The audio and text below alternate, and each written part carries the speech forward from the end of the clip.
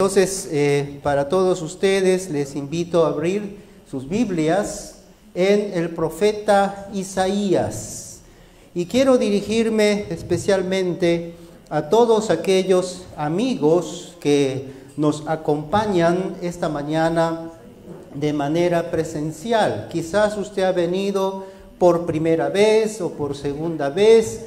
Tal vez usted que está por Facebook ahora está con nosotros por primera o segunda vez y le damos la cordial bienvenida, pero quiero dirigirme de manera especial a ustedes. Quiero presentarles un mensaje de la palabra de Dios, la Biblia.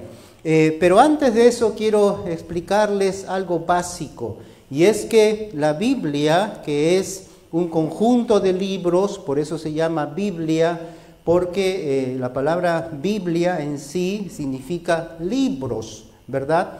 Y es como una biblioteca, y la tenemos dividida en dos partes, el Antiguo Testamento y el Nuevo Testamento. En el Antiguo Testamento hay 39 libros, y en el Nuevo Testamento hay 27 libros, ¿verdad? Y en conjunto, entonces, son 66 libros. Y algo maravilloso que nosotros podemos encontrar en la Biblia es que la línea de pensamiento comienza desde el Génesis y se mantiene a lo largo de toda la Biblia hasta llegar al final. ¿Cómo se llama el último libro de la Biblia? ¿Cómo se llama?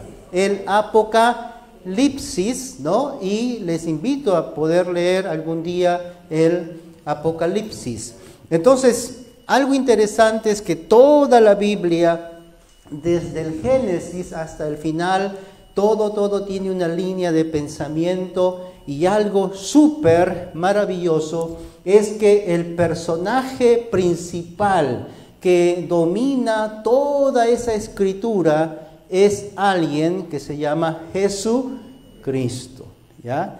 Y eso es algo maravilloso, como la Biblia sincronizadamente, aun cuando ha sido escrita por cerca de 40 hombres que escribieron en diferentes épocas, en diferentes lugares, todos ellos escribieron, incluso algunos escribieron sin saber que otro también escribía. Sin embargo, cuando se juntaron los 66 libros, todo hizo una unidad y hay un mensaje muy bien coordinado, muy claro para todos nosotros, para toda la humanidad. En el profeta Isaías, que es uno de esos libros y que fue escrito 600 años antes de Cristo, fíjense, 600 años antes de Cristo. Entonces para nosotros sería, ¿cuántos años? A ver, sería 2600 años antes de nosotros, ¿cierto? Ese profeta, allí en el capítulo 53, nos presenta un mensaje muy importante que es para usted que me está escuchando en este preciso momento. Pero quisiera que vean primero en el capítulo 52, ¿no? Porque en realidad el tema comienza desde el capítulo 52 y los versículos 13 y 14, ¿ya? ¿Lo tienen allí? Dice: he aquí que mi siervo será prosperado, será engrandecido y exaltado, y será puesto muy en alto. Como se asombraron de ti muchos, de tal manera fue desfigurado de los hombres su parecer, y su hermosura más que la de los hijos de los hombres. Así asombrará él a muchas naciones.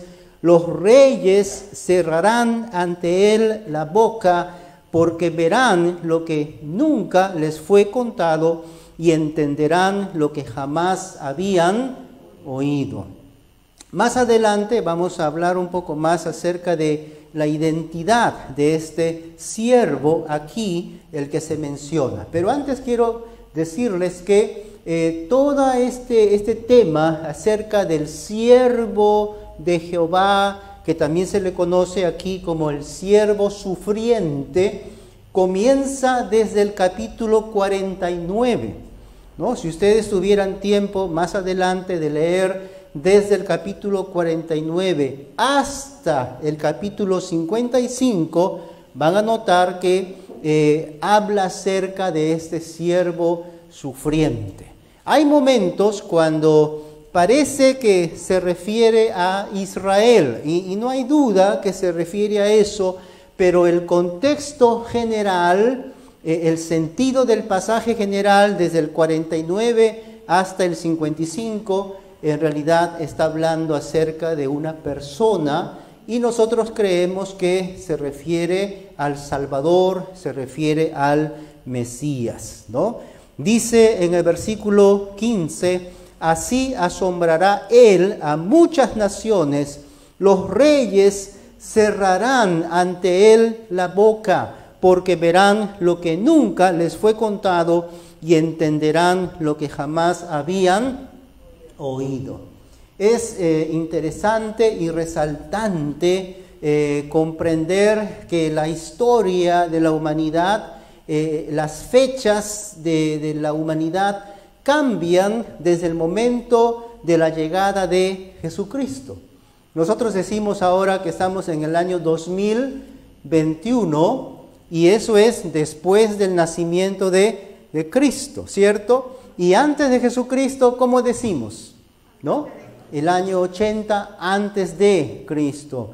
Eso indica claramente que Jesús marcó la historia, ¿no? A partir de la llegada de Jesucristo al mundo, realmente la historia cambió completamente. Y su persona ha sido de gran impacto en la vida de hombres y mujeres comunes, como también de gente de la nobleza, de reyes, de presidentes, de gente importante. Jesucristo realmente ha sido un impacto, una transformación en la vida de muchas personas. Ahora sí, entramos al capítulo 53 y la primera sección allí, que es del versículo 1 al 3, allí nos habla acerca de la persona del siervo, la persona del siervo. Ahora, para los teólogos y los estudiosos de la Biblia, quiero decirles que en todo el capítulo para nada se menciona al Mesías, ¿correcto? Muchas veces decimos, Isaías 53 se trata del Mesías, pero en todo el capítulo para nada se menciona esa palabra, Mesías. La palabra Mesías la encontramos solamente 3 o 4 veces nada más en todo el Antiguo Testamento. En el Nuevo Testamento creo que aparece 1 o 2 veces nada más, ¿correcto?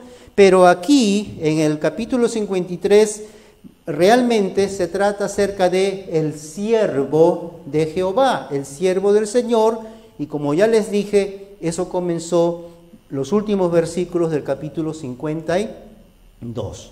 Y dice Isaías, ¿quién ha creído a nuestro anuncio? ¿Y sobre quién se ha manifestado el brazo de Jehová? Subirá cual renuevo delante de él, y como raíz de tierra seca, no hay parecer en él ni hermosura. Le veremos, mas sin atractivo, para que le deseemos.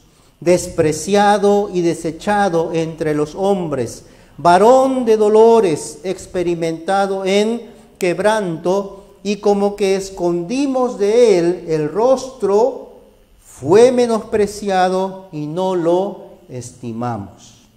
Ahora, estos versículos que acabamos de leer hablan proféticamente acerca del Salvador de Israel. Y creemos nosotros hoy en día el Salvador del mundo. Amén. El Salvador de la humanidad. algunos estudiosos judíos suponían que aquí el profeta describía a sí mismo, o sea, como que Isaías estaba hablando de sí mismo, o tal vez hablaba de otro profeta, ¿correcto? Otros se enfocaban en el Mesías que habría de venir. Ellos realmente concebían que el Mesías o el siervo del Señor sería un libertador, pero jamás pensaron que sería un hombre sufriente, jamás pensaron que sería alguien que sufriría. Al contrario, ellos esperaban a un Salvador poderoso que vendría para liberarlos de sus enemigos. Ahora, católicos y evangélicos sabemos perfectamente que en la época cuando llegó el Señor Jesucristo, cuando los apóstoles predicaron el Evangelio, sabemos perfectamente que Israel estaba bajo el imperio romano. Ellos estaban oprimidos, ¿cierto? Pagaban impuestos, estaban limitados en muchas cosas, ¿correcto? Y ellos esperaban una liberación. Entonces jamás podrían concebir que su Salvador vendría de manera humilde, ¿correcto? Que vendría manso, que vendría sentado sobre un pollino, el hijo de una burra. Jamás pensaron en eso. Al contrario, ellos se imaginaban o tenían la esperanza que llegaría un Salvador poderoso que los libraría de sus opresores. El versículo 1 nos habla acerca del menosprecio hacia el mensaje de Dios, porque dice Isaías, ¿quién ha creído a nuestro anuncio? Y es que Isaías ya estaba predicando acerca de esto desde el capítulo 49 y en la vida práctica él había estado predicando, profetizando para el pueblo de Israel. El texto claramente dice que este siervo sería experimentado en quebranto. Miren el versículo 3, por favor. Despreciado y desechado entre los hombres, varón de dolores, experimentado en quebranto. Y todo eso anuncia proféticamente acerca del Señor Jesucristo, el Salvador del mundo, quien vino humildemente. No vino para liberar políticamente a los de Israel. Por eso también fue rechazado por los judíos. El segundo punto, o la segunda sección que encontramos aquí en los versículos 4 al 6, nos habla acerca de la pasión del siervo. La pasión del siervo. Dice el versículo 4, ciertamente llevó él nuestras enfermedades y sufrió nuestros dolores, y nosotros le tuvimos por azotado, por herido de Dios y abatido. Mas él herido fue por nuestras rebeliones, molido por nuestros pecados. El castigo de nuestra paz fue sobre él, y por su llaga fuimos nosotros curados. Ahora, históricamente, nada de esto le ocurrió a Isaías. ¿Estamos de acuerdo? Históricamente, nada de esto le ocurrió al pueblo de Israel, ¿correcto? Está hablando de un individuo, está hablando de una persona, ¿correcto? Y dice que él llevó nuestras enfermedades. Este texto que estamos leyendo, como dijimos hace un momento, fue escrito 600 años antes y no solo se refiere al momento de la crucifixión. Muchas veces nosotros los evangélicos, cuando leemos llevó él nuestras enfermedades, estamos pensando en el momento preciso cuando Jesús fue clavado en la cruz, ¿cierto? No obstante, podemos ver en el Evangelio según San Mateo, quisiera que busquen en Mateo capítulo 8, y a usted, mi amigo, en Facebook, Mateo 8, versículo 14 al 17, ¿no? Sino que ahí también se trata del ministerio de Jesús, cuando Él estaba todavía libre, cuando Él estaba enseñando, predicando la palabra de Dios. Mateo 8, 14 dice: vino Jesús a casa de Pedro y vio a la suegra de éste postrada en cama con fiebre. Ustedes sabían que Pedro tenía suegra, ¿no? Entonces, si tenía suegra, ¿qué significa? Que tenía esposa, ¿no? Y tocó su mano, y la fiebre la dejó, y ella se levantó y les servía. Y cuando llegó la noche, trajeron a él muchos endemoniados, y con la palabra echó fuera a los demonios y sanó a todos los enfermos. Entonces vemos que Jesús, por ejemplo, había sanado a la suegra del apóstol Pedro. Él estaba liberando a los endemoniados, y dice el 17, para que se cumpliese lo dicho por el profeta Isaías, cuando dijo: Él mismo tomó nuestras enfermedades y llevó nuestras dolencias.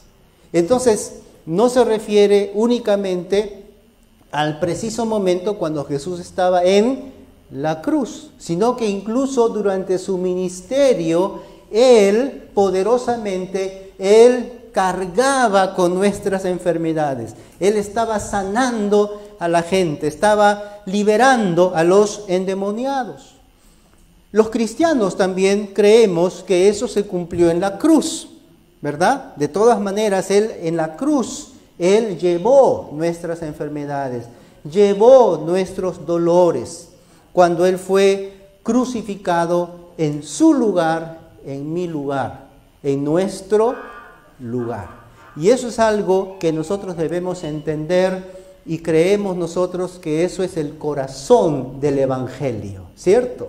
Que Jesucristo, Él llevó sobre sí nuestras enfermedades, nuestros dolores. Eso significa que Él murió por nosotros. Él fue castigado y murió por nuestras rebeliones y pecados. Mediante su castigo, dice la palabra de Dios, Él obtuvo la paz y el bienestar para nosotros. En el versículo 4 dice claramente, en la segunda parte: y nosotros le tuvimos por azotado, por herido de Dios y abatido. Los evangelios nos cuentan, o sea, Mateo, Marcos, Lucas y Juan nos cuentan que cuando el Señor Jesucristo fue llevado donde Pilato, ¿verdad? Pilato como que no sabía qué hacer. Pilato no encontraba una razón justa para condenarlo a Jesús. Él estaba en una duda. Y ustedes recordarán que Pilato lo envió a Jesús donde Herodes. Herodes lo regresó donde Pilato. Y ahí estaban en un dilema, ¿cierto? Incluso hasta la esposa de Pilato vino donde él y le dijo: por favor, déjalo tranquilo, porque hasta he soñado con este caso. ¿Se acuerdan, no? Y entonces Pilato dijo a la gente: bueno, ¿qué quieren que haga?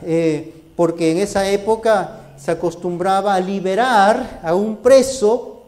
Y entonces él dijo: ¿a quién quieren ustedes que lo libere en cambio de Jesús? ¿Lo libero a Jesús o libero a un preso? Y entonces la gente decía: a Barrabás, suéltalo a Barrabás, ¿cierto? Y al final Pilato dijo: muy bien, vamos a liberarlo a Barrabás. Y a Jesús lo mandaron a ser azotado. Y nosotros sabemos que, bueno, los judíos tenían una restricción misericordiosa, y era que a un judío no se le podía azotar más de 40 azotes, recuerdan ustedes. Pero Jesús no fue azotado por los judíos, Él fue azotado bárbaramente por los romanos. Y ustedes sabrán que cuando los romanos azotaban a un homicida, a un preso, a un condenado, a un delincuente, cuando lo azotaban, ellos utilizaban un látigo que estaba amarrado a un palo, y ese látigo, que era de cuero, tenía allí en los bordes, tenía pedazos de metal, tenía huesos allí, y con eso golpeaban a la persona hasta rasgarle la carne. Y con eso lo azotaron al Señor Jesucristo. Y de eso Isaías ya estaba profetizando. ¿Cuánto tiempo antes? 600 años antes estaba profetizando eso Isaías. Y mi amigo, amiga, déjeme decirlo, Jesús lo hizo por usted, lo hizo por cada uno de nosotros. Dice el versículo 6, todos nosotros nos descarriamos como ovejas, cada cual se apartó por su camino, mas Jehová cargó en él el pecado de todos nosotros. Vuelvo a repetir que esto es el corazón del Evangelio. Suena feo, pero realmente es una buena noticia. ¿Por qué? Porque eso significa que Él murió en nuestro lugar. ¿Se da cuenta?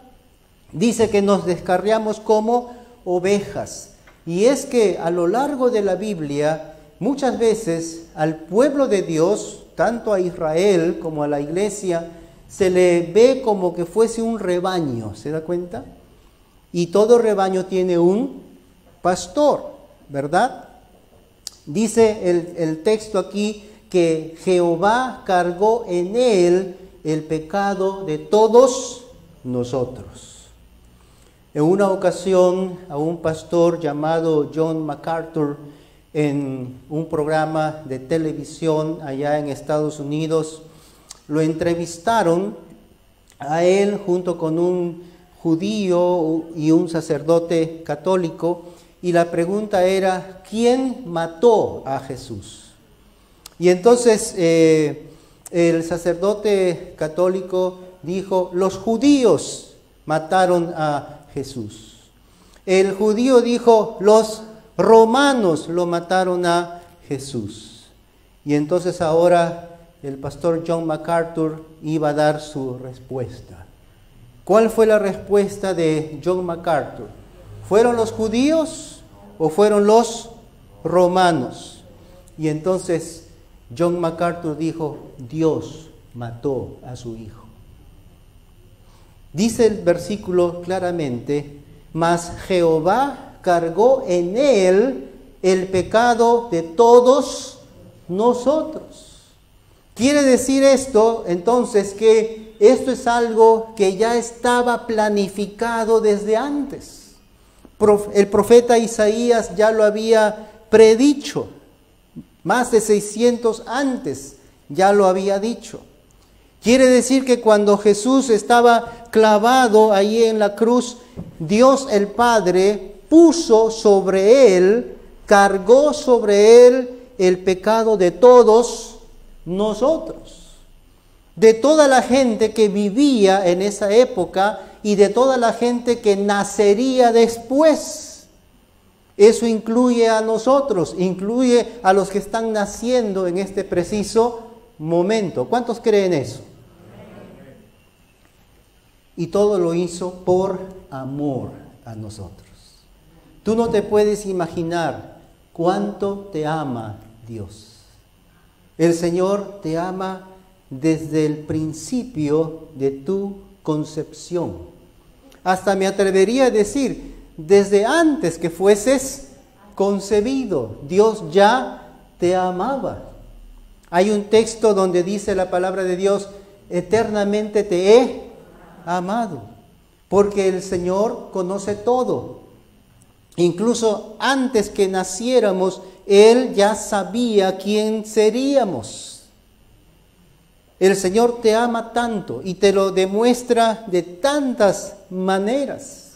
La vida misma, la salud, la inteligencia y tantas otras bendiciones que has recibido y que recibes todavía, todo eso es un indicativo del amor de Dios. Pero no hay mayor amor que alguien dé su vida por otro.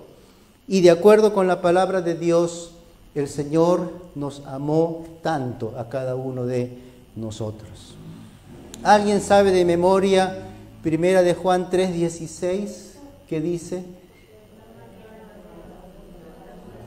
Muy bien, pero eso es San Juan 3:16, ¿no? A ver, vamos a la Biblia. ¿Qué dice 1 de Juan 3:16? Y les animo a memorizarlo también, ¿ya? Ustedes me han dicho de memoria Juan 3, casi les regalo un pasaje Lima, Pucallpa, pero ya no, ¿ya?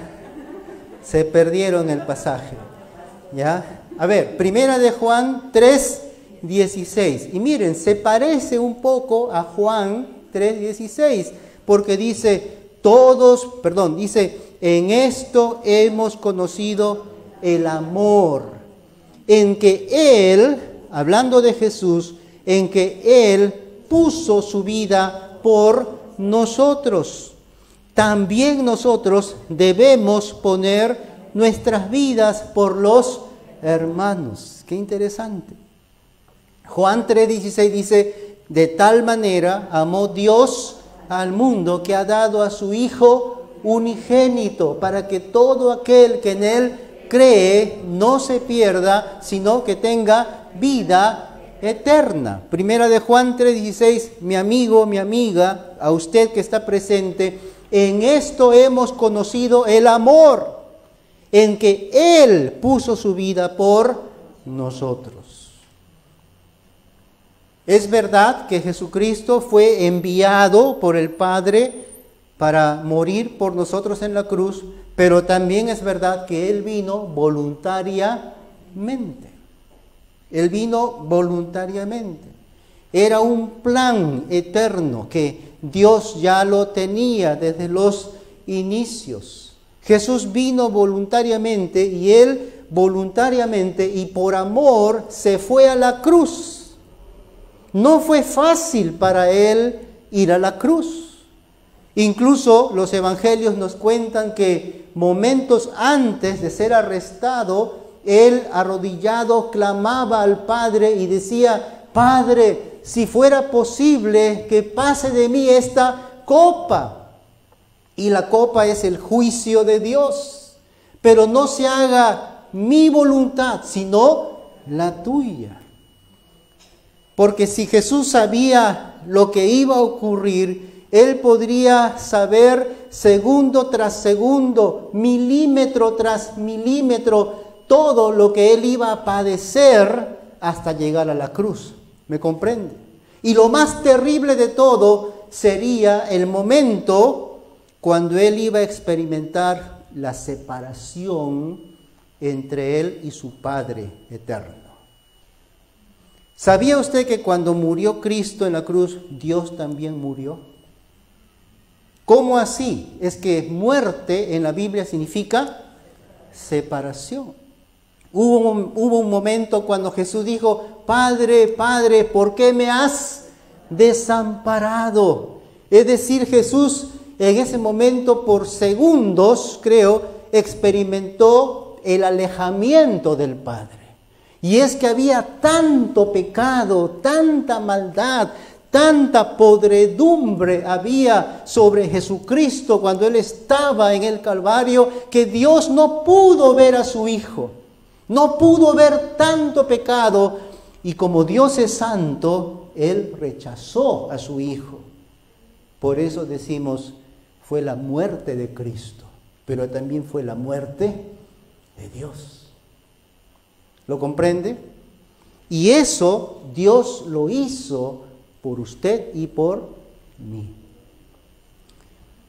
Sin embargo, Dios que amaba tanto a su Hijo y Dios amaba tanto a nosotros, Dios aceptó el sacrificio de su Hijo, aceptó esa muerte la aceptó para que cada uno de nosotros seamos salvados.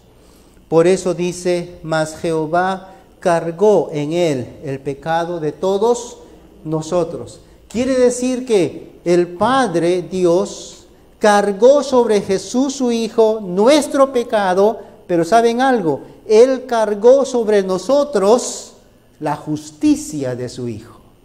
O sea, hubo ahí un intercambio, de tal manera que Él murió allí como un pecador, aunque no lo era, y nosotros, mediante esa muerte, quedamos justificados, quedamos limpios, quedamos perdonados por la obra de Jesucristo. Mi amigo, amiga, eso es el Evangelio, eso es la buena noticia que usted necesita escuchar. Eso es lo que a cada uno de nosotros nos impactó y por eso estamos aquí. Amén.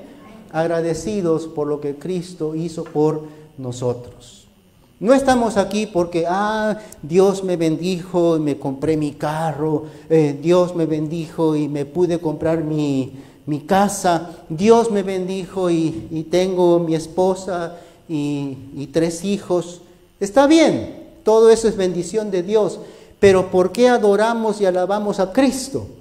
Porque Él es nuestro Salvador. La tercera sección nos habla de la mansedumbre del siervo, versículos 7 y 9. Dice, angustiado él y afligido, no abrió su boca, como cordero fue llevado al matadero y como oveja delante de sus trasquiladores, enmudeció y no abrió su boca. ¿Cómo podrían los judíos pensar que el que estaba en el madero sería el rey de Israel? ¿Cómo podrían ellos imaginarse o pensar que Él era el Mesías, que Él era su Salvador, cuando dice que Él estaba allí angustiado, que estaba afligido, que se quedó mudo, que no habló ninguna palabra? ¿Se da cuenta?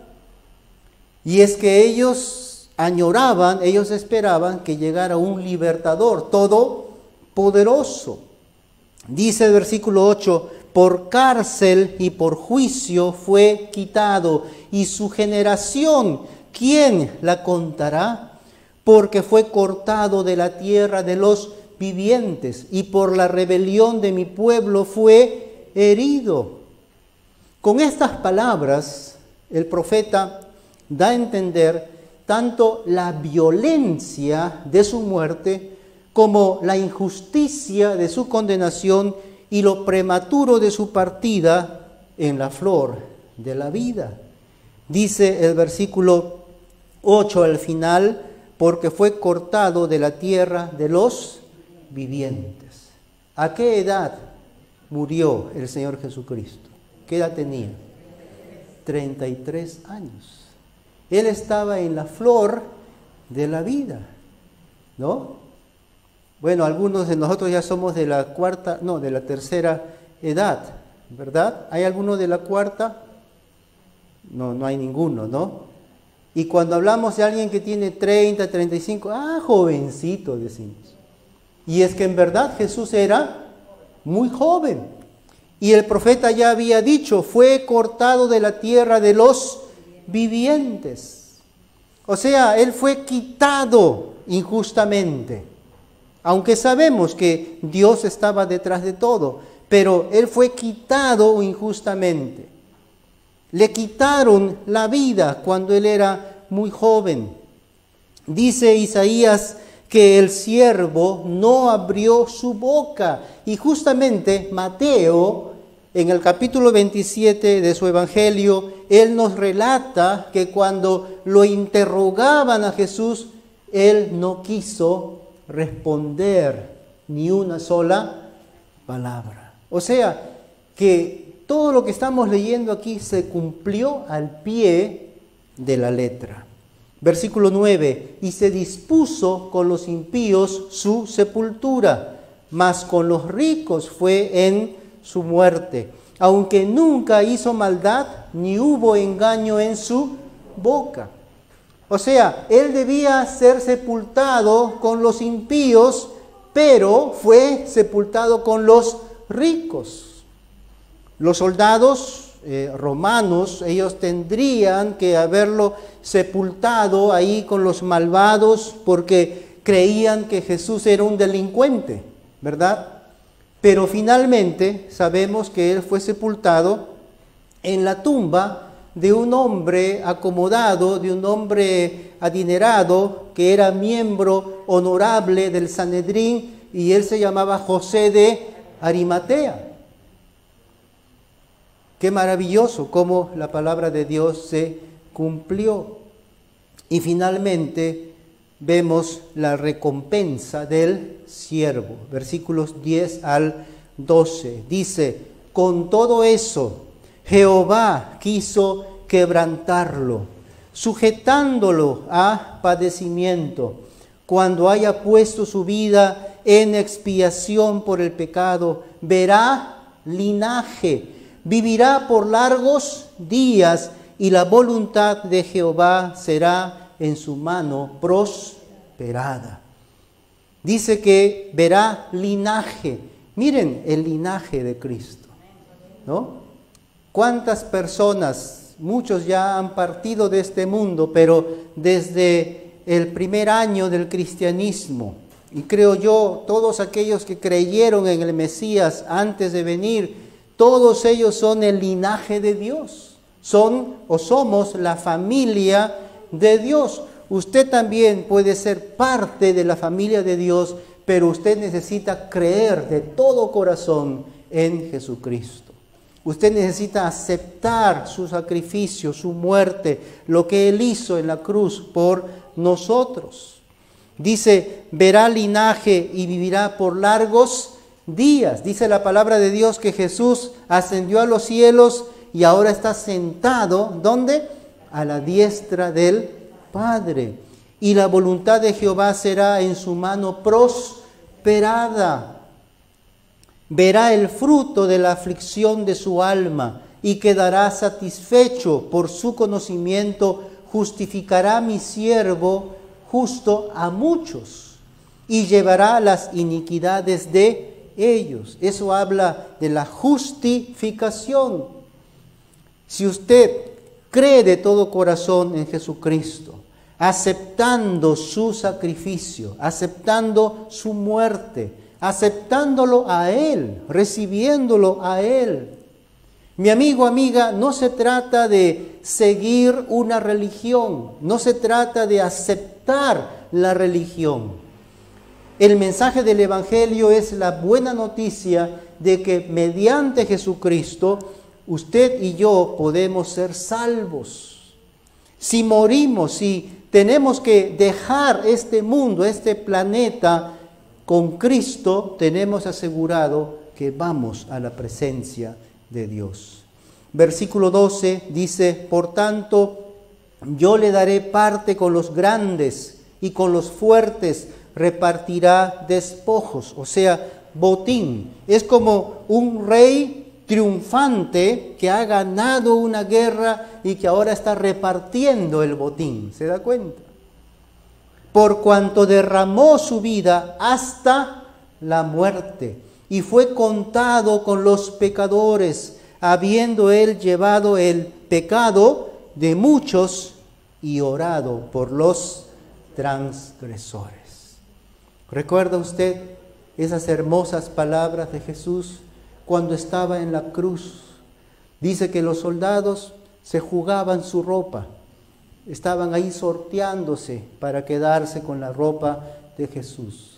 Y se mofaban de él y se burlaban. Y le decían algunos, oye, ¿no dices tú que eres el Hijo de Dios? A ver, bájate de allí, ¿cierto? Todo el mundo se burlaba de Jesús. La gente posiblemente le tiraba piedras, de repente le decían lisuras. ¿Sabe Dios qué cosas pasaron allí en el Calvario? Pero sin embargo, dice que Jesús en cierto momento alzó sus ojos y dijo, Padre, perdónalos, porque no saben lo que hacen.